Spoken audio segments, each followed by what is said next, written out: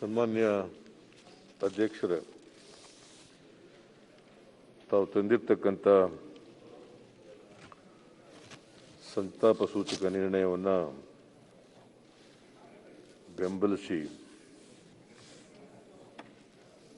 ಅವರಿಗೆ ಗೌರವ ಸಲ್ಲಿಸಿ ಯಾರ್ಯಾರು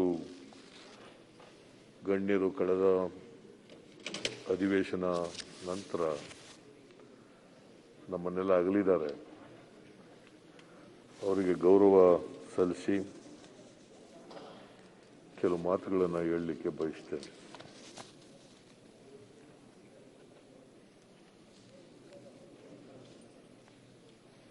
ಬಿ ಸತ್ಯನಾರಾಯಣ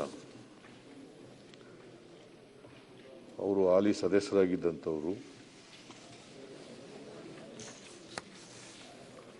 ಅವರು ನಮ್ಮನ್ನು ಅಗಲಿದ್ದಾರೆ. ಶಿರಾ ಕ್ಷೇತ್ರದಿಂದ 3 ಬಾರಿ ಆಯ್ಕೆಯಾಗಿದ್ದರು.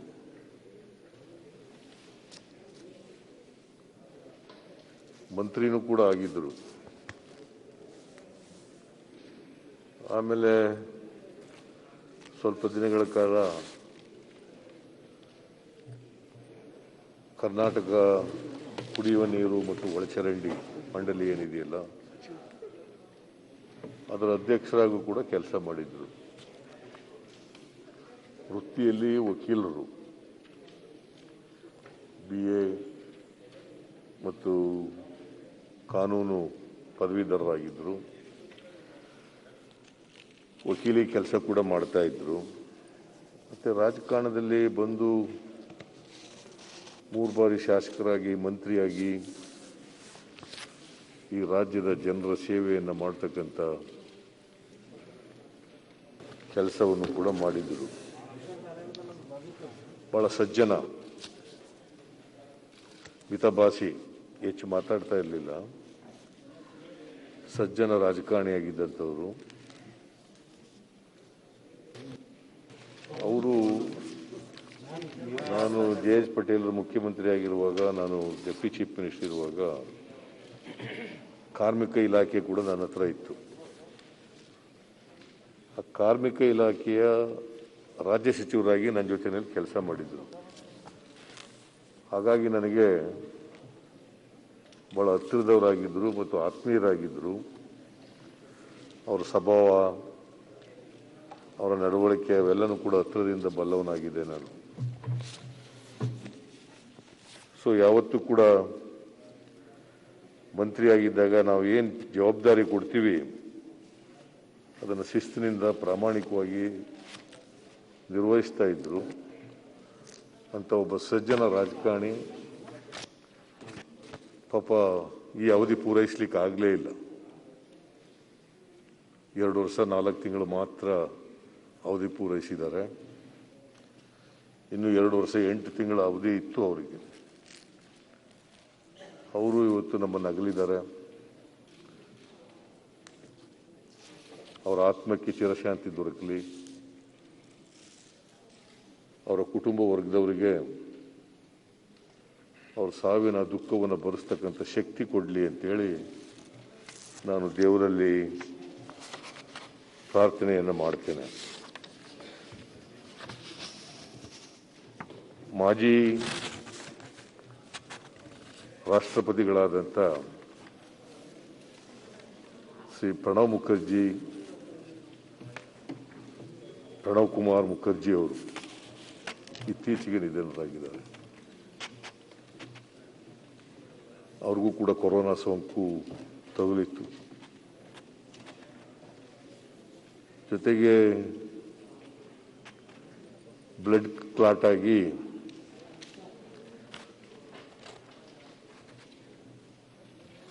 ಮಿಲಿಟರಿ ಆಸ್ಪತ್ರೆಯಲ್ಲಿ ಚಿಕಿತ್ಸೆಯನ್ನು ಪಡೀತಾ ಇದ್ದರು. ಸಾವನ ಜೊತೆ ಹೋರಾಟ ಮಾಡಿ ಒಬ್ಬ ಶ್ರೇಷ್ಠ ಸಂಸದೀಯ ಪಟು, ದೇಶ ಕಂಡಂಥ ಶ್ರೇಷ್ಠ ಸಂಸದೀಯ ಪಟುಗಳಲ್ಲಿ ಒಬ್ಬರಾಗಿದ್ದರು ಅಂತಕ್ಕಂಥದ್ದನ್ನು ಇವತ್ತು ನಾವು ನೆನಪು ಮಾಡ್ಕೋಬೇಕಾಗ್ತದೆ. ಅವರು ನಮ್ಮನ್ನು ಅಗಲಿದ್ದಾರೆ. ಸುಮಾರು 84 ವರ್ಷಗಳು ಅವರಿಗಾಗಿತ್ತು. 5 ಬಾರಿ ರಾಜ್ಯಸಭಾ ಸದಸ್ಯರಾಗಿದ್ದರು. 1969ರಲ್ಲಿ ಮೊದಲನೇ ಬಾರಿಗೆ ರಾಜ್ಯಸಭೆಯನ್ನು ಪ್ರವೇಶ ಮಾಡಿದ್ರು. ಅಂದಿನ ಪ್ರಧಾನಮಂತ್ರಿಯಾಗಿದ್ದಂಥ ಶ್ರೀಮತಿ ಇಂದಿರಾ ಗಾಂಧಿಯವರು ಇವರನ್ನು ಗುರುತಿಸಿ 1969ರಲ್ಲಿ ಮೊದಲನೇ ಬಾರಿಗೆ ರಾಜ್ಯಸಭಾ ಸದಸ್ಯರನ್ನಾಗಿ ಮಾಡಿದರು. ಅದಾದ ನಂತರ ತಮ್ಮ ಮಂತ್ರಿಮಂಡಲದಲ್ಲಿ ಸಚಿವರನ್ನಾಗಿಯೂ ಕೂಡ ಮಾಡ್ಕೊಂಡಿದ್ದರು. ಬಹುಶಃ ಅತ್ಯಂತ ಕಿರಿಯ ವಯಸ್ಸಿನ ರಾಜಕಾರಣಿ ಈ ದೇಶದ ಹಣಕಾಸಿನ ಮಂತ್ರಿಯಾಗಿದ್ದರು. ಯಾರು ಕೂಡ 47 ವಯಸ್ಸಕ್ಕೇನೆ ಹಣಕಾಸಿನ ಮಂತ್ರಿ ಆಗಿರಲಿಲ್ಲ. ಇವರು 47ನೇ ವಯಸ್ಸಿನಲ್ಲೇನೆ ಈ ದೇಶದ ಹಣಕಾಸಿನ ಮಂತ್ರಿಯಾಗಿದ್ದರು. ಬಹಳ ಬುದ್ಧಿವಂತ ರಾಜಕಾರಣಿ ಅಂತಲೇ ಅವ್ರನ್ನ ಕರೀತಾ ಇದ್ದದ್ದು ನಾವು, ಇಂಟೆಲೆಕ್ಚುಯಲ್ ಪಾಲಿಟಿಷಿಯನ್. ಜ್ಞಾಪಕ ಶಕ್ತಿ ಇತ್ತು. ಈ ದೇಶದ ಇತಿಹಾಸ, ರಾಜಕೀಯ ಮತ್ತು ಅರ್ಥವ್ಯವಸ್ಥೆ ಇದರ ಬಗ್ಗೆ ನಿರರ್ಗಳವಾಗಿ ಮಾತಾಡ್ತಾ ಇದ್ರು. ಅಷ್ಟೊಂದು ಪಾಂಡಿತ್ಯವನ್ನ ಅವರು ಪಡ್ಕೊಂಡಿದ್ರು. ಒಂದು ರೀತಿ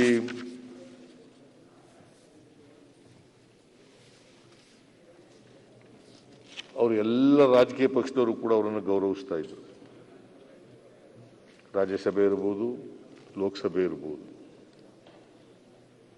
5 ಬಾರಿ ರಾಜ್ಯಸಭಾ ಸದಸ್ಯರಾಗಿ, 2 ಬಾರಿ ಲೋಕಸಭಾ ಸದಸ್ಯರಾಗಿ, ಬಹುಶಃ ಈ ದೇಶದ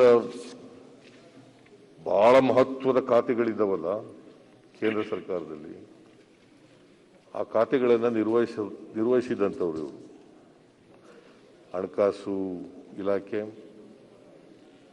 ವಿದೇಶಾಂಗ ಖಾತೆ ಮತ್ತು ರಕ್ಷಣಾ ಖಾತೆ. ಅವು ಇಷ್ಟೊಂದು ಎತ್ತರದವಲ್ಲ ಅವು. ರಕ್ಷಣಾ, ಹಣಕಾಸು, ವಿದೇಶಾಂಗ, ಅದ್ರ ಜೊತೆಗೆ ಕಾಮರ್ಸು, ಇಂಡಸ್ಟ್ರೀಸು ಅದೆಲ್ಲ ಮಾಡಿದ್ರು. ಜೊತೆಗೆ ಪಿ ವಿ ನರಸಿಂಹರಾವ್ರವರು ಪ್ರಧಾನಮಂತ್ರಿಯಾಗಿದ್ದಾಗ 5 ವರ್ಷಗಳ ಕಾಲ ಯೋಜನಾ ಆಯೋಗದ ಉಪಾಧ್ಯಕ್ಷರಾಗಿ ಕೂಡ ಕೆಲಸ ಮಾಡಿದ್ರು. 5 ವರ್ಷಗಳ ಕಾಲ ಯೋಜನಾ ಆಯೋಗದ ಉಪಾಧ್ಯಕ್ಷರಾಗಿದ್ದರು. ಅವರು ನಿರಂತರವಾಗಿ ಕಾಂಗ್ರೆಸ್ನಿಂದ ಸ್ವಲ್ಪ ಕಾಲ ಮಾತ್ರ ಸ್ವಲ್ಪ ಭಿನ್ನಾಭಿಪ್ರಾಯ ಅವ್ರಿಗೂ ರಾಜೀವ್ ಗಾಂಧಿ ಅವ್ರಿಗೂ ಇದ್ದದ್ರಿಂದ ಆಗ ಹೊರಗಡೆ ಇದ್ರು, ಬೇರೆ ಪಕ್ಷ ಕೂಡ ಸ್ಥಾಪನೆ ಮಾಡ್ಕೊಂಡಿದ್ರು. ಮತ್ತೆ ಅವರು ಕಾಂಗ್ರೆಸ್ಗೆ ಬಂದಿದ್ರು.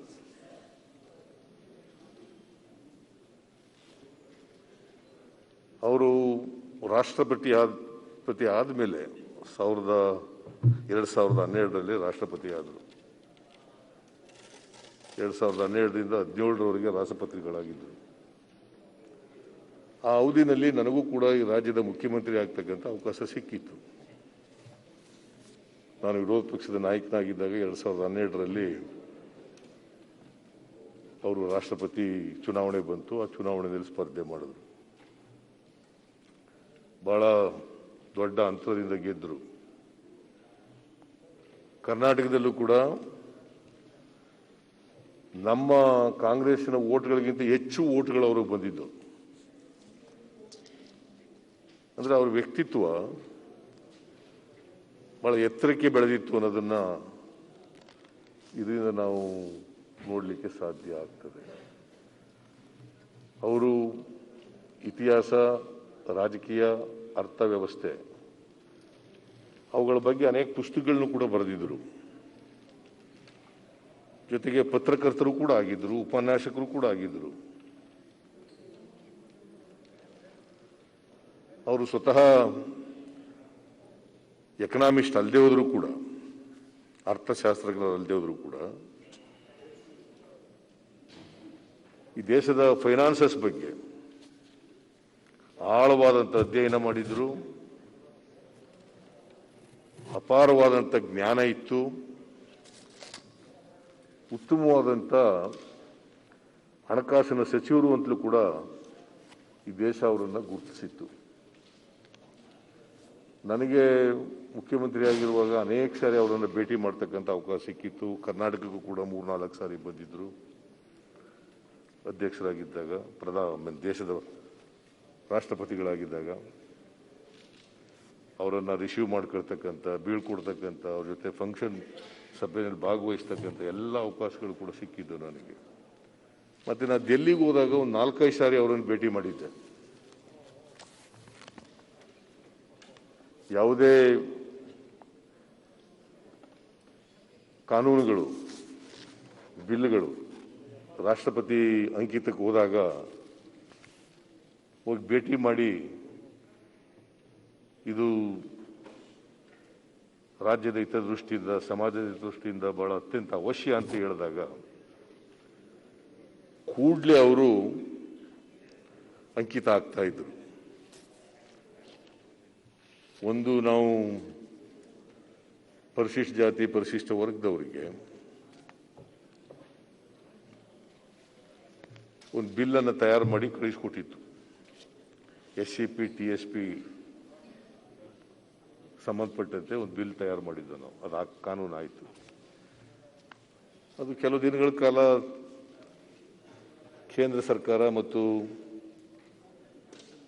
ರಾಷ್ಟ್ರಪತಿಗಳ ಕಾರ್ಯಾಲಯದಲ್ಲಿ ಉಳಿದೋಗ್ಬಿಟ್ಟಿತ್ತು. ನಾನು ರಾಷ್ಟ್ರಪತಿಗಳನ್ನ ಭೇಟಿ ಮಾಡಿ, ಇದು ಅತ್ಯಂತ ಪ್ರಗತಿಪರವಾದಂಥ ಒಂದು ಕಾನೂನು, ಈ ಕಾಯ್ದೆಗೆ ತಾವು ಅಂಕಿತ ಹಾಕಲೇಬೇಕು ಅಂತ ಹೇಳಿ ಅವರಿಗೆ ಎಕ್ಸ್ಪ್ಲೈನ್ ಮಾಡಿದ ಮೇಲೆ ನಾನು ಡೆಲ್ಲಿಯಿಂದ ಬೆಂಗಳೂರು ಬರೋದ್ರೊಳಗಡೆ ಅವರು ಅಂಕಿತ ಹಾಕಿ ಕಳಿಸ್ಕೊಟ್ಟಿದ್ರು.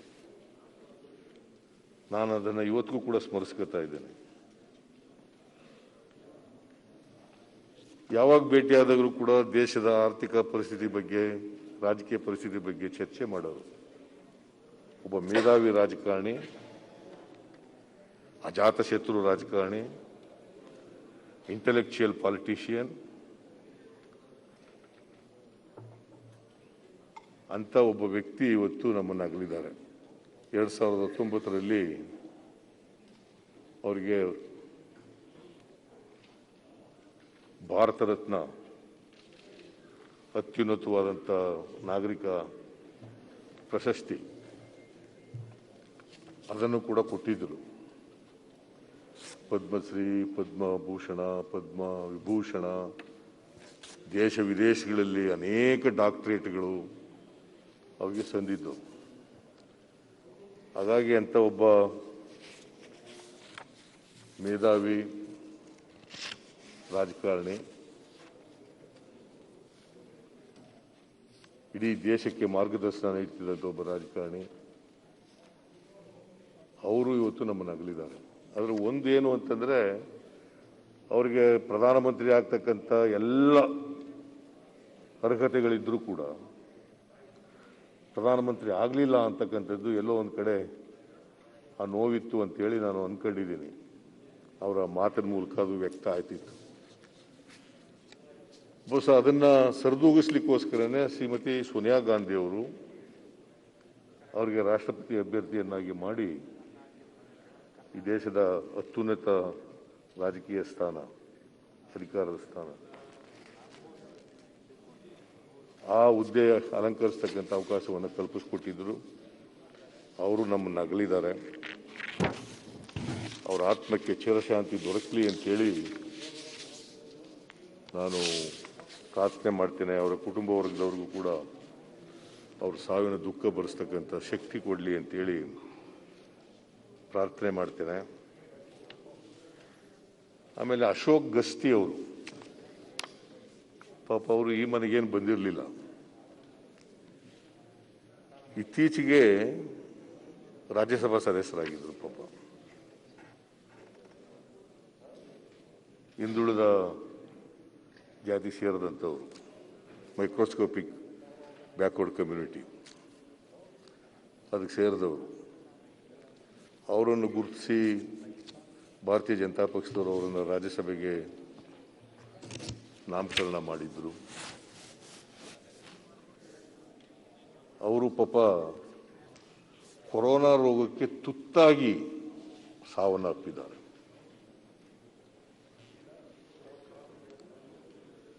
ಕೆಲವರು ಬಹಳ ಜನ ಸಿಟ್ಟಿಂಗ್ ಮೆಂಬರ್ಸು, ತಮಿಳುನಾಡಿನಲ್ಲಿ ಒಬ್ಬ ಕಾಂಗ್ರೆಸ್ನ MP ಕೊರೋನಾ ರೋಗಕ್ಕೆ ತುತ್ತಾಗಿ ಸತ್ತೋದ್ರು.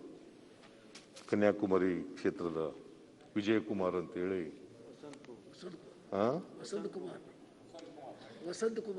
ವಸಂತ್ ಕುಮಾರ್ ಅವರು ಕಾಲ ಆದರು. ಇವರು ರಾಜ್ಯಸಭಾ ಸದಸ್ಯರಾದರು, ಪ್ರಮಾಣ ವಚನ ಸ್ವೀಕಾರ ಮಾಡಿದ್ರು. ಆದರೆ ರಾಜ್ಯಸಭೆ ಒಳಗಡೆ ಹೋಗಲೇ ಇಲ್ಲ ಅಂತ ದುರ್ದೈವ ನೋಡಿ. ಅಪರೂಪಕ್ಕೆ ಅವರನ್ನು ಗುರುತಿಸಿ ರಾಜ್ಯಸಭಾ ಮೆಂಬರ್ ಮಾಡಿ ರಾಜ್ಯಸಭೆಗೆ ಹೋಗಲೇ ಇಲ್ಲ. ಎಷ್ಟು ಕ್ರೂರ ಅಂತಕ್ಕಂಥದ್ದನ್ನು ನಾವು ಇವತ್ತು ಅರ್ಥ ಮಾಡ್ಕೋಬೇಕು. ರಾಯಚೂರಿನವರು ಹಿಂದುಳಿದ ವರ್ಗಗಳ ಸಬಲೀಕರಣಕ್ಕೆ ಪ್ರಾಮಾಣಿಕ ಪ್ರಯತ್ನ ಮಾಡ್ತಾ ಇದ್ದಂಥವ್ರು. ಅವರು ಕೂಡ ಅಗಲಿದ್ದಾರೆ. ಅವರ ಆತ್ಮಕ್ಕೆ ಚಿರಶಾಂತಿ ದೊರಕಲಿ ಅಂತೇಳಿ ನಾನು ಪ್ರಾರ್ಥನೆಯನ್ನು ಮಾಡ್ತೇನೆ. ಜೊತೆಗೆ MV ರಾಜಶೇಖರನ್ ಇವರು ಕನಕಪುರದವರು, ನಮ್ಮ ಅಧ್ಯಕ್ಷರ ಕಾನ್ಸ್ಟಿಟ್ಯೂನ್ಸಿ ಮರಳವಾಡಿ ಅಂತ ಹಳ್ಳಿಯವರು. ಕೃಷಿಕರು ಮೂಲ. ಆದರೆ ಮಹಾರಾಜ್ ಕಾಲೇಜಿನಲ್ಲಿ ಓದಿ ಆಮೇಲೆ ದಿಲ್ಲಿ ಯೂನಿವರ್ಸಿಟಿನಲ್ಲಿ ಕಾನೂನು ಪದವಿ ಪಡೆದು ಸ್ವಾತಂತ್ರ್ಯ ಸಂಗ್ರಾಮದಲ್ಲಿ ಭಾಗಿಯಾಗಿ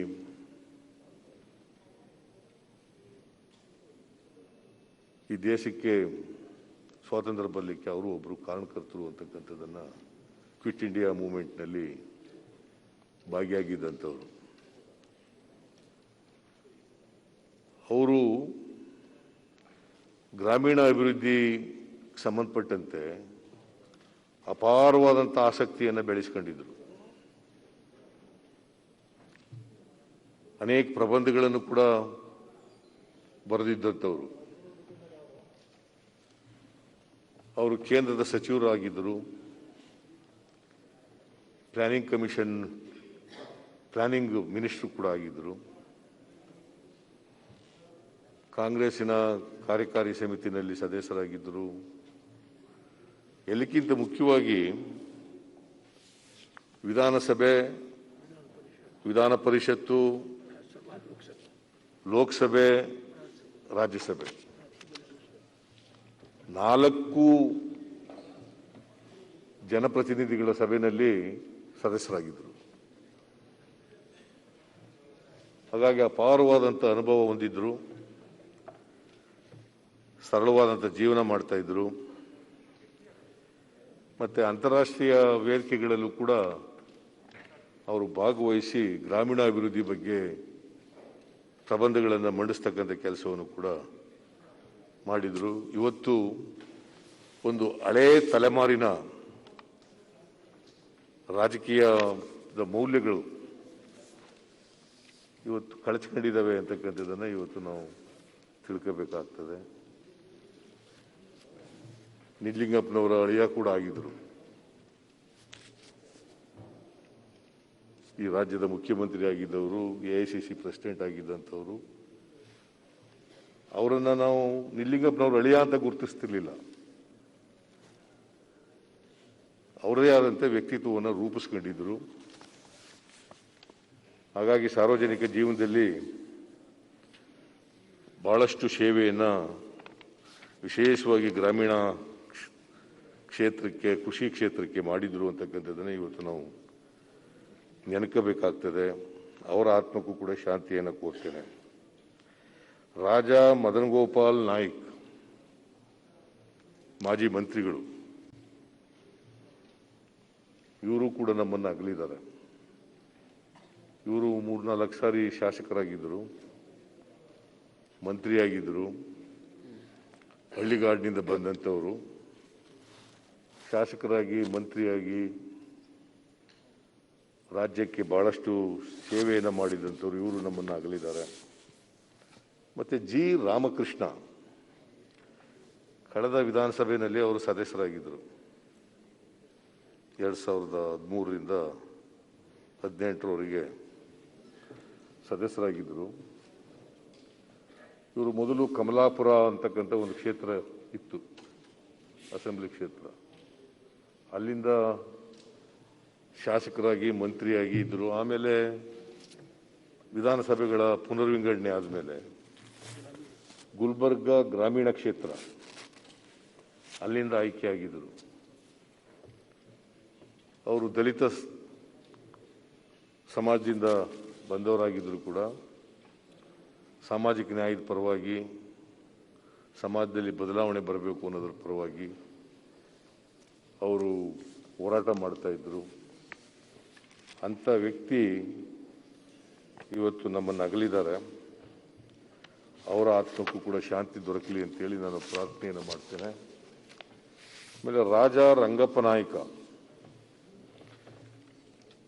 ಇವರು 1996ರಲ್ಲಿ ರಾಯಚೂರು ಲೋಕಸಭಾ ಕ್ಷೇತ್ರದಿಂದ ಲೋಕಸಭೆಗೆ ಆಯ್ಕೆಯಾಗಿದ್ದರು. ಅದಕ್ಕೆ ಮೊದಲು ಜಿಲ್ಲಾ ಪಂಚಾಯಿತಿ ಸದಸ್ಯರಾಗಿದ್ದರು, ಮಂಡಲ್ ಪ್ರಧಾನರಾಗಿ ಕೆಲಸ ಮಾಡಿದರು. ಕೆಳ ಹಂತದಿಂದ ಬಂದಂಥವ್ರು. ಇವತ್ತು ನಮ್ಮ ವೆಂಕಟಪ್ಪ ನಾಯ್ಕ ಇದ್ದಾರಲ್ಲ, ಅವರು ಈ ಸದನದಲ್ಲಿ ಇಲ್ಲ, ಈ ಸಾರಿ ಹೋದ ಸಾರಿ ಇದ್ದರು. ಅವರು ಓನ್ ಬ್ರದರ್ ಅವರು ಇದ್ದರು. ನನಗೆ ಭಾಳ ಆತ್ಮೀಯರಾಗಿದ್ದರು. ಅವರು ನಮ್ಮನ್ನು ಅಗಲಿದ್ದಾರೆ. ಅವರ ಆತ್ಮಕ್ಕೆ ಶಾಂತಿಯನ್ನು ಬಳ್ಳಾರಿ ಜಿಲ್ಲೆಯವರು ಹೊಸಪೇಟೆ ಕ್ಷೇತ್ರದಿಂದ ಒಂದು ಉಪಚುನಾವಣೆಯಲ್ಲಿ ಆಯ್ಕೆಯಾಗಿದ್ದರು. ಅವರು ನಮ್ಮನ್ನು ಅಗಲಿದ್ದಾರೆ. ಅವರ ಆತ್ಮಕ್ಕೂ ಕೂಡ ಚಿರಶಾಂತಿ ದೊರಕಲಿ ಅಂತೇಳಿ ನಾನು ಪ್ರಾರ್ಥನೆಯನ್ನು ಮಾಡ್ತೇನೆ. ಶ್ರೀಮತಿ ವಿನ್ನಿಫ್ರೆಡ್ ಫರ್ನಾಂಡಿಸ್, ಇವರು ಕುಂದಾಪುರ ವಿಧಾನ ಕ್ಷೇತ್ರದಿಂದ ಶಾಸಕರಾಗಿದ್ದರು. ಜೊತೆಗೆ ವಿಧಾನ ಪರಿಷತ್ತಿನ ಸದಸ್ಯರು ಕೂಡ ಆಗಿ ಕೆಲಸ ಮಾಡಿದರು. ಪಟ್ಟಣ ಪಂಚಾಯಿತಿ ಪುರಸಭೆ ಅಧ್ಯಕ್ಷರಾಗಿ ಕಾರ್ಯನಿರ್ವಹಿಸಿದರು. 67ರಲ್ಲಿ ಮೊದಲನೇ ಬಾರಿಗೆ ವಿಧಾನಸಭೆಗೆ ಆಯ್ಕೆಯಾಗಿ ಬಂದಿದ್ದರು. ಇವರು ಬಡವರ ಪರವಾಗಿ, ಅನಕ್ಷರಸ್ಥರ ಪರವಾಗಿ ಅಪಾರವಾದಂಥ ಕಾಳಜಿಯನ್ನು ಇಟ್ಟುಕೊಂಡು ಶ್ರಮಿಸಿದರು. ಅವರು ಕೂಡ ನಮ್ಮನ್ನು ಅಗಲಿದ್ದಾರೆ. ಅವರ ಆತ್ಮಕ್ಕೆ ಚಿರಶಾಂತಿ ದೊರಕಲಿ ಅಂತೇಳಿ ನಾನು ಪ್ರಾರ್ಥನೆ ಮಾಡ್ತೇನೆ. ಸಿ ಗುರುಸ್ವಾಮಿ, ಇವರು ಚಾಮರಾಜನಗರದವರು, ಈಗಿನ ಚಾಮರಾಜನಗರ ಜಿಲ್ಲೆ. ಅಲ್ಲಿ ಅವರು 99ರಲ್ಲಿ ಒಮ್ಮೆ ಶಾಸಕರಾಗಿದ್ದರು. ಭಾರತೀಯ ಜನತಾ ಪಕ್ಷದಿಂದ ಒಮ್ಮೆ ಶಾಸಕರಾಗಿದ್ದರು. ಆಮೇಲೆ ಕಾಂಗ್ರೆಸ್ ಬಂದರು, ಮತ್ತೆ BJPಗೆ ಹೋದರು. ನನಗೂ ಅವ್ರಿಗೂ ನಿಕಟವಾದಂಥ ಸಂಬಂಧ ಇತ್ತು. ಯಾಕಂದರೆ ನಾನು ಅವರು ಮೈಸೂರು ಬಾರ್ನಲ್ಲೇ ಒಟ್ಟಿಗೆ ಲಾಯರ್ ಕೆಲಸ ಮಾಡ್ತಾಯಿದ್ದು. ಗುರುಸ್ವಾಮಿ ಅಂತ ಮೂಗೂರಿನವರೊಬ್ಬರು ಲಾಯರ್ ಇದ್ದರು. ಅವ್ರ ಹತ್ರ ಜೂನಿಯರ್ ಆಗಿ ಕೆಲಸ ಮಾಡ್ತಾಯಿದ್ರು. ಆಮೇಲೆ ಚಾಮರಾಜನಗರಕ್ಕೆ ಹೋಗಿ ಚಾಮರಾಜನಗರದಲ್ಲಿ ವಕೀಲಿ ವೃತ್ತಿಯನ್ನು ಪ್ರಾರಂಭ ಮಾಡಿದರು. ಭಾಳ ಸಜ್ಜನ ವ್ಯಕ್ತಿ, ನನಗೆ ಭಾಳ ಆಪ್ತ ಸ್ನೇಹಿತರು ಕೂಡ ಆಗಿದ್ದರು. ಅವರು ಕೊರೋನಾ ರೋಗಕ್ಕೆ ತುತ್ತಾಗಿ ಮರಣ ಹೊಂದಿರೋರು.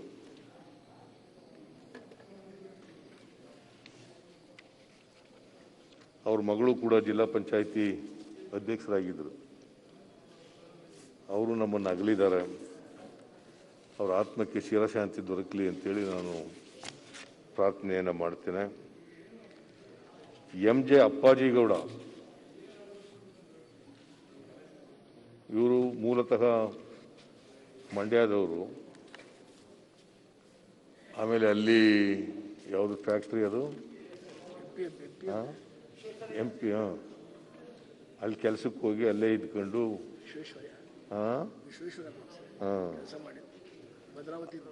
ಅಲ್ಲಿ ಟ್ರೇಡ್ ಯೂನಿಯನ್ ಲೀಡರ್ ಆಗಿ ಕೆಲಸ ಮಾಡಿ ಆಮೇಲೆ ಜನಾನುರಾಗಿಯಾಗಿ 3 ಸಾರಿ ಶಾಸಕರಾಗಿ ಕೆಲಸ ಮಾಡಿದರು. ನಮ್ಮ ಜೊತೆನಲ್ಲೂ ಕೂಡ ಒಟ್ಟಿಗೆ ಕೆಲಸ ಮಾಡ್ತಕ್ಕಂಥ ಅವಕಾಶ ಸಿಕ್ಕಿತ್ತು.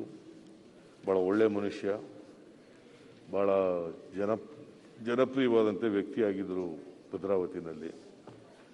ಅವರು ಇತ್ತೀಚೆಗೆ ಕೊರೋನಾ ರೋಗದಿಂದ ಅವರು ಕೂಡ ಸತ್ತೋಗಿ ಮಾಡಿದ್ದಾರೆ.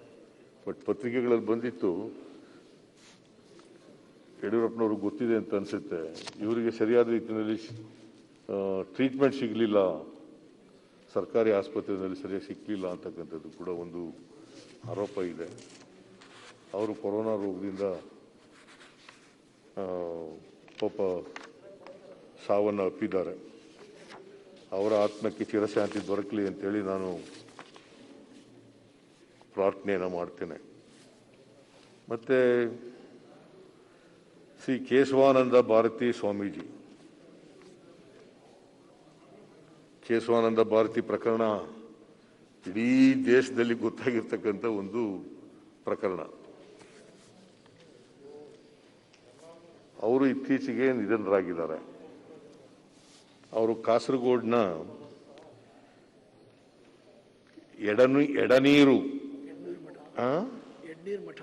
ಎಡನೀರು ಮಠ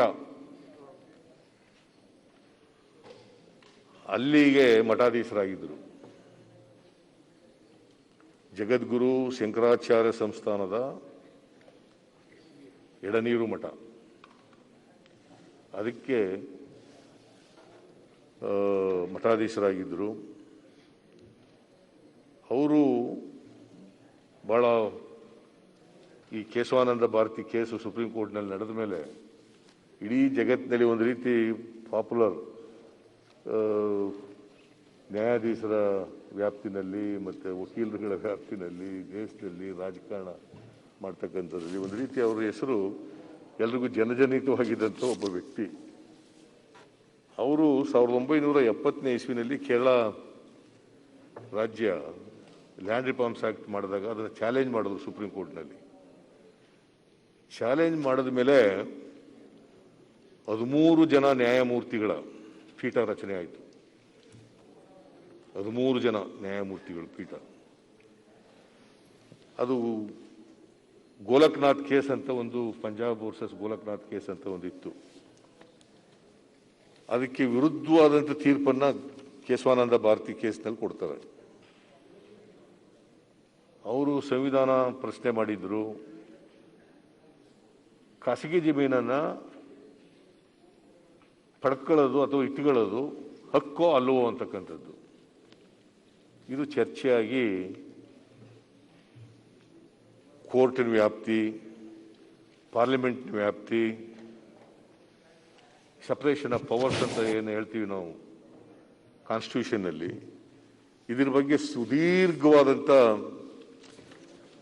ಚರ್ಚೆ ಆಗಿದೆ ಆ ಕೇಸ್ನಲ್ಲಿ, ಕೇಶವಾನಂದ ಭಾರತಿ ಕೇಸ್ನಲ್ಲಿ.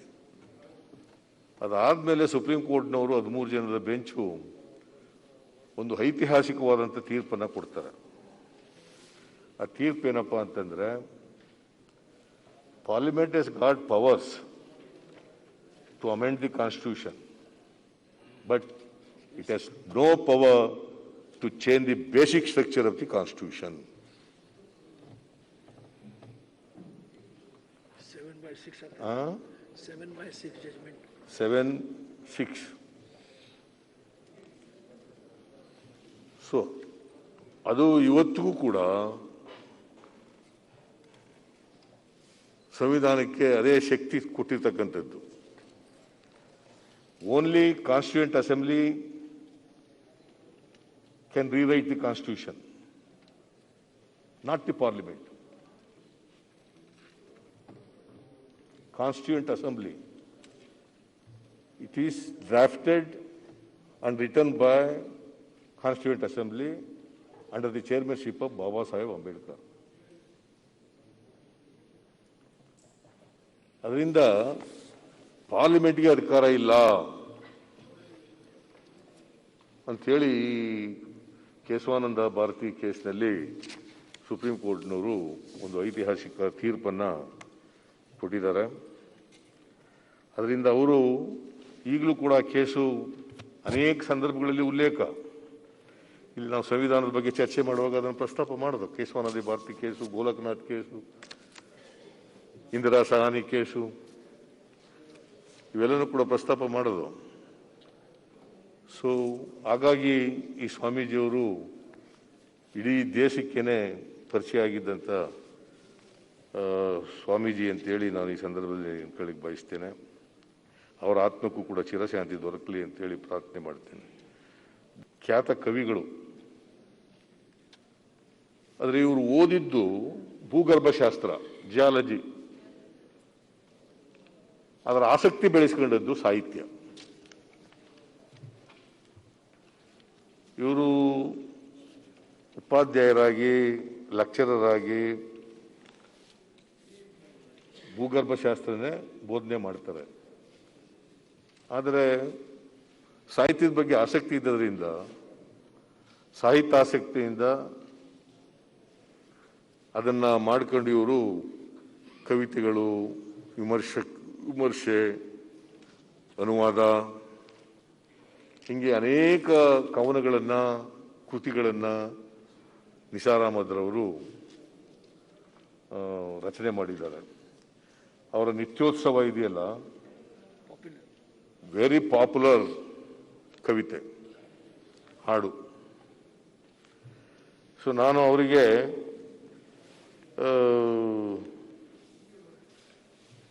ಮೈಸೂರು ದಸರಾ ಮಹೋತ್ಸವ ಉದ್ಘಾಟನೆ ಇದೆಯಲ್ಲ, ಅದಕ್ಕೆ ಕರ್ಕೊಂಡು ಹೋಗಿದ್ದೆ. ಪಾಪ ಬಹಳ ಖುಷಿ ಪಟ್ಟಿದ್ರು. ಮೈಸೂರು ದಸರಾ ಉದ್ಘಾಟನೆ ಮಾಡಲಿಕ್ಕೆ ನನ್ನಂತೆಯವನಿಗೆ ನೀವು ಕರೆದಿದ್ದೀರಿ ಅಂತೇಳಿ he was very very happy. ನಾನು ಮುಖ್ಯಮಂತ್ರಿಯಾಗ ಅವರಿಗೆ ಒಂದು ಅವಕಾಶ ಸಿಕ್ಕಿತ್ತು. ಇದರಿಂದ ಅವರು ಕನ್ನಡ ಸಾಹಿತ್ಯ ಅಕಾಡೆಮಿ ಅಧ್ಯಕ್ಷರಾಗೂ ಕೂಡ ಕೆಲಸ ಮಾಡಿದ್ರು.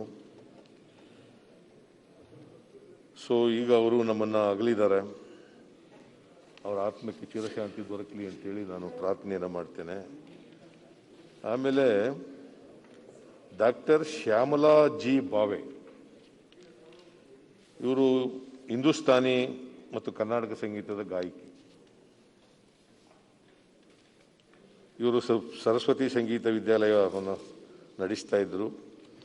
9 ಭಾಷೆಗಳಲ್ಲಿ 1500ಕ್ಕೂ ಹೆಚ್ಚು ಗೀತೆಗಳಿಗೆ ಸಂಯೋಜನೆ ಮಾಡಿದರು. ಅವರು ಕರ್ನಾಟಕ ಸಂಗೀತ ಅಕಾಡೆಮಿಯ ಕಲಾ ತಿಲಕ ಪ್ರಶಸ್ತಿ ಸಿಕ್ಕಿತ್ತು, ರಾಜ್ಯೋತ್ಸವ ಪ್ರಶಸ್ತಿ ಸಿಕ್ಕಿತ್ತು. ಅವರು ಒಬ್ಬ ಸಾಧಕರು ಸಂಗೀತ ಕ್ಷೇತ್ರದಲ್ಲಿ. ಅವರು ನಮ್ಮನ್ನು ಅಗಲಿದ್ದಾರೆ. ಅವರಿಗೆ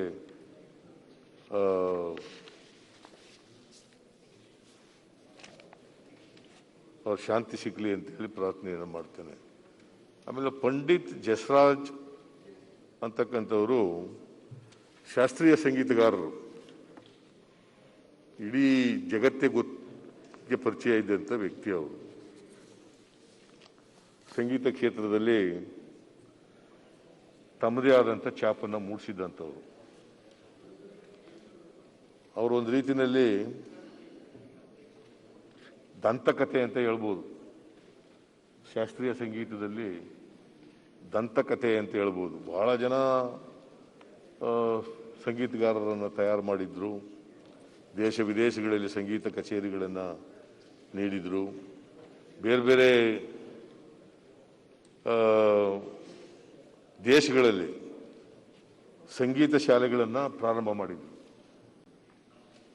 ಅಟ್ಲಾಂಟಾದಲ್ಲಿ, ವ್ಯಾಂಕೋವರ್ನಲ್ಲಿ, ಟೊರಾಂಟೋನಲ್ಲಿ, ನ್ಯೂಯಾರ್ಕ್ನಲ್ಲಿ, ಪಿಟ್ಸ್ಬರ್ಗ್ನಲ್ಲಿ, ಮುಂಬೈನಲ್ಲಿ, ಕೇರಳದಲ್ಲಿ, ಈ ಕಡೆ ಎಲ್ಲ ಬಹಳ ಜನ ಇವತ್ತು ಸಂಗೀತ ಪ್ರತಿಭೆಗಳೇನಿದ್ದಾವೆ ಅವ್ರಿಗೆಲ್ಲ ಮಾರ್ಗದರ್ಶನವನ್ನು ಕೊಟ್ಟಿದ್ದಂಥವರು. ಅವರು ಕೂಡ ಪದ್ಮಶ್ರೀ, ಪದ್ಮಭೂಷಣ, ಪದ್ಮವಿಭೂಷಣ ಇವೆಲ್ಲ ಪ್ರಶಸ್ತಿಗಳು ಕೂಡ ಅವರಿಗೆ ಸಿಕ್ಕಿತ್ತು. ಅವರು ಆ ದಂತಕತೆ ಇವತ್ತು ನಮ್ಮನ್ನು ಅಗಲಿದ್ದಾರೆ. ಅವರ ಆತ್ಮಕ್ಕೆ ಚಿರಶಾಂತಿ ದೊರಕಲಿ ಅಂತೇಳಿ ನಾನು ಪ್ರಾರ್ಥನೆಯನ್ನು ಮಾಡ್ತೇನೆ.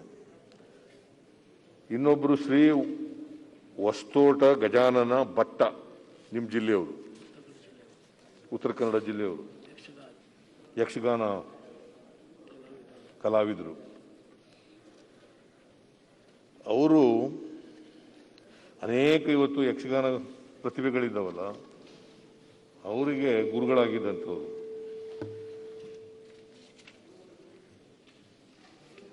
ಅನೇಕ ಕಡೆಗಳಲ್ಲಿ ತರಬೇತಿ ಕೂಡ ನೀಡ್ತಾ ಇದ್ರು. ಮತ್ತೆ ಯಕ್ಷಗಾನ ಪ್ರಸಂಗಗಳನ್ನು ಕೂಡ ರಚನೆ ಮಾಡಿದ್ರು.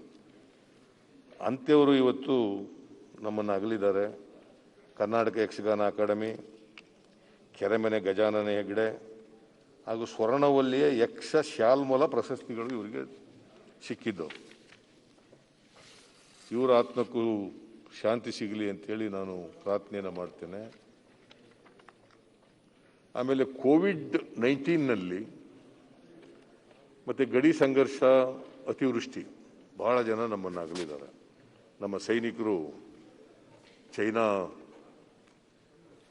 ಯಾವುದದು ಗಲ್ವಾನ್ ಗಡಿ ಪ್ರದೇಶದಲ್ಲಿ, ಲಡಾಖ್ನ ಗಲ್ವಾನ್ ಗಡಿ ಪ್ರದೇಶದಲ್ಲಿ ನಮಗೆ ಚೀನಾ ಸೈನಿಕರಿಗೆ ಘರ್ಷಣೆ ಆದಾಗ ನಮ್ಮ 20 ಜನ ಸೈನಿಕರು ಮರಣ ಹೊಂದಿದರು. ಅವರೆಲ್ಲರೂ ಕೂಡ ನಮ್ಮ ದೇಶ ಕಾಯೋರು, ನಮ್ಮನ್ನು ಕಾಯೋರು. ದೇಶ ಕಾಯೋರು ಅಂದರೆ ನಮ್ಮನ್ನು ಕಾಯೋರು, ದೇಶದ ರಕ್ಷಣೆ ಮಾಡ್ತಕ್ಕಂಥವ್ರು. ಅವರು ಬಲಿದಾನ ಆಗಿದೆ, ಅವರು ಬಲಿದಾನ ಆಗಿದೆ.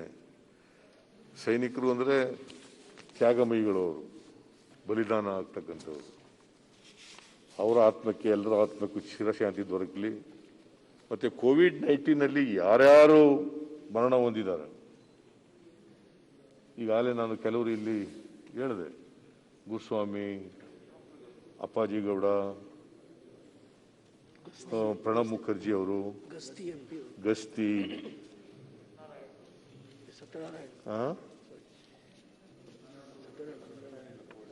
ಇವರೆಲ್ಲರೂ ಕೂಡ ಪಾಪ ಕೋವಿಡ್-19ಗೆ ನಮ್ಮ ರಾಜಕಾರಣದಲ್ಲಿದ್ದವರು, ಬೇರೆ ಬೇರೆ ಜನರು ಕೂಡ, ಬೇರೆ ಬೇರೆ ಸಾಧಕರು ಕೂಡ ಸತ್ತೋಗಿದ್ದಾರೆ. ಇದು ಒಂದು ರೋಗ ಇದೆಯಲ್ಲ, ಇದು ಕೊರೋನಾ ಬಗ್ಗೆ ಮಾತಾಡ್ತೀನಿ. ಇದೊಂದು ಬಹಳ ಅಪಾಯಕಾರಿ ರೋಗ. ಇದು ಬರದೇ ಇದ್ದವರು ಅವ್ರು ಬರದೇ ರೀತಿ ನೋಡ್ಕೋಬೇಕು ಅನ್ನೋದು ನನ್ನ ಮನವಿ. ಯಾರಿಗೆ ಬಂದಿಲ್ಲ ಬರಬಾರದು. ಅದು ಯಾರಿಗೆ ಬಂದಿದೆ ಅವ್ರಿಗೊಂಥರ ಸೋಷಿಯಲ್ ಬೈಕಾಟ್ ಆಗ್ಬಿಡ್ತದೆ. ಈಶ್ವರಪ್ಪನವ್ರಿಗೂ ಬಂದಿತ್ತು ಅನ್ನೋ ಕಾಣಿಸುತ್ತೆ, ನನಗೂ ಬಂದಿತ್ತು. ನಿಮ್ಗೆ ಯಾರು ಸೋಷಿಯಲ್ ಬೈಕಾಟ್ ಮಾಡಿದ್ರು? ನಿಮ್ಗೆ ಯಾರು ಸೋಷಿಯಲ್ ಬೈಕಾಟ್ ಮಾಡಿದ್ರು? ಸೋಷಿಯಲ್ ಬೈಕಾಟ್ ಅಂದ್ರೆ ನೀವು ನೋಡಪ್ಪ, ಆಸ್ಪತ್ರೆಯಲ್ಲಿ ಇರ್ತೀಯ ನೀನು, ನಿನ್ ಹೆಂಡತಿ ಬಂದು ನೋಡೋಗಿಲ್ಲ ನಿನ್ಗೆ. ಕಣೆ ನಗ್ತಾ ಇದೆಯಲ್ಲಪ್ಪ, ನನ್ನ ಮಕ್ಕಳು ಬಂದು ನೋಡೋಗಿಲ್ಲ. ಈಗ ನೋಡು, ಒಂದು ಕಡೆ ಏನಾಯ್ತು, ಈಗ ಗಸ್ತಿಯವರೇ, ಗಸ್ತಿ ಮಿಸಸ್ಗೆ ಅವ್ರ ಮಗಳಿಗೆ ಬಂದಿದೆ. They can't come and participate in the cremation. ನೋಡಿ ಎಷ್ಟು ಕ್ರೂರ ಇದು. ಮನುಷ್ಯತ್ವನೇ ಬೇರ್ಪಡಿಸ್ಬಿಡ್ತದೆ.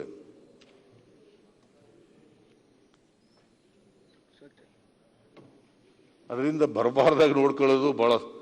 ಅದಕ್ಕೆ ಮಾಧುಸ್ವಾಮಿಗೆ ಹೇಳ್ತಾ ಇದ್ದೆ ನಾನು, ಸಂತೋಷ ಬರದೇ ಇರೋದು ಬಹಳ ಸಂತೋಷ, ಮುಂದೇನು ಬರಬಾರ್ದಾಗ ನೋಡ್ಕೊಳ್ಳಿ ಅಂತ. ಯಾಕಂದ್ರೆ ಇವತ್ತಿನವ್ರಿಗೆ ವ್ಯಾಕ್ಸಿನೇಷನ್ ಇಲ್ಲ, ಇದಕ್ಕೆ ಔಷಧ ಇಲ್ಲ. ಓನ್ಲಿ ಮೆಡಿಸಿನ್ ಈಸ್ ಮಾಸ್ಕ್ ಹಾಕೊಳ್ಳೋದು ಕಡ್ಡಾಯವಾಗಿ, ಡಿಸ್ಟೆನ್ಸ್ ಮೇಂಟೈನ್ ಮಾಡೋದು, ಸ್ಯಾನಿಟೈಸ್ ಮಾಡ್ಕೊಳ್ಳೋದು, ಇವು ಮೂರು ಭಾಳ ಮುಖ್ಯ. ನೋಡಿ, ಈಗೇನ ನಮ್ಮ ಅಧ್ಯಕ್ಷ ಈಗ ಇದು ಬಂದು ಹೋದ್ಮೇಲೆ ಕೇರ್ಫುಲ್ ಆಗಿದ್ದಾನೆ.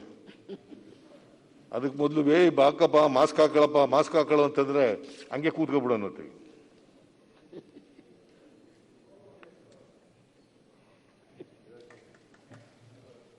ಸೊ ಅದರಿಂದ ನಾನು ಎಲ್ಲ ಮಾನ್ಯ ಸದಸ್ಯರಲ್ಲಿ ಏನು ಹೇಳ್ತೀನಿ ಅಂದ್ರೆ, ಯಾರ್ಯಾರಿಗೆ ಅದೃಷ್ಟವಶಾತ್ ಈ ಕಾಯಿಲೆ ಬಂದಿಲ್ಲ, ಅದು ಬರಬಾರ್ದಾಗ ನೋಡ್ಕೊಳ್ಳಿ. ಯಾರು ಬಂದಿದ್ದಾರೆ ಭಯ ಪಡಬೇಕಾಗಿಲ್ಲ. ಯಾಕಂದ್ರೆ ಬಂದವರೆಲ್ಲ ಮರಣ ಹೊಂದ್ತಾರೆ ಅಂತೇನಿಲ್ಲ, ವಾಸಿ ಆಗುತ್ತೆ. 2%ಗಿಂತ ಕಡಿಮೆ ಇದೆ ಮಾರ್ಟಾಲಿಟಿ ರೇಟು. ಅದರಿಂದ ಬಟ್ ಇದೊಂದು ಬಹಳ ಮುಖ್ಯ. ಅದು 10 ದಿನ ಆಸ್ಪತ್ರೆಯಲ್ಲಿ ಇರಬೇಕು, ಆಮೇಲೆ 14 ದಿನ ಕ್ವಾರಂಟೈನಲ್ಲಿ ಇರಬೇಕು, ಯಾರನ್ನೂ ಮಾತಾಡ್ಸೋಗಿಲ್ಲ, ಯಾರನ್ನೂ ಭೇಟಿ ಮಾಡೋಗಿಲ್ಲ, ಯಾರು ಬಂದು ಊಟ ಬಡಿಸೋಗಿಲ್ಲ, ಯಾರು ಅಡುಗೆ ಮಾಡೋರಿಲ್ಲ. ನಮ್ಮ ಮನೇಲಿ ಏನಾಗಿತ್ತು, ನನಗೆ, ನನ್ನ ಹೆಂಡತಿಗೆ, ನನ್ನ ಮಗನಿಗೆ, ಮತ್ತೆ ನಮ್ಮ ಮನೇಲಿ ಕೆಲಸ ಮಾಡ್ತಿದ್ದ ಎಲ್ರಿಗೂ ಬಂದ್ಬಿಡ್ತು. ಎಲ್ಲರೂ ಒಂದ್ಸರಿ ಹೊರಗಡೆ ಹಾಕ್ಬಿಟ್ಟು ಮೈಸೂರಿಂದ ಕರ್ಕೊಂಡು ಅಡುಗೆಯವ್ರನ್ನ ಕರ್ಕೊಂಡು ಅಡುಗೆ ಮಾಡಿಸ್ಕೋಬೇಕಾಗಿ ಬಂದ್ಬಿಡ್ತು. ಟೆಸ್ಟ್ ಮಾಡಿಸಿ ನೆಗೆಟಿವ್ ಇರೋರನ್ನ ಕೈಲಿ ಅಡುಗೆ ಮಾಡಿಸ್ಕೊಂಡು ಊಟ ಮಾಡಬೇಕಾದ ಪರಿಸ್ಥಿತಿ ನಿರ್ಮಾಣ ಆಗೋಯ್ತು. ಸೊ ಇದು ಭಾಳ ಕೆಟ್ಟದು.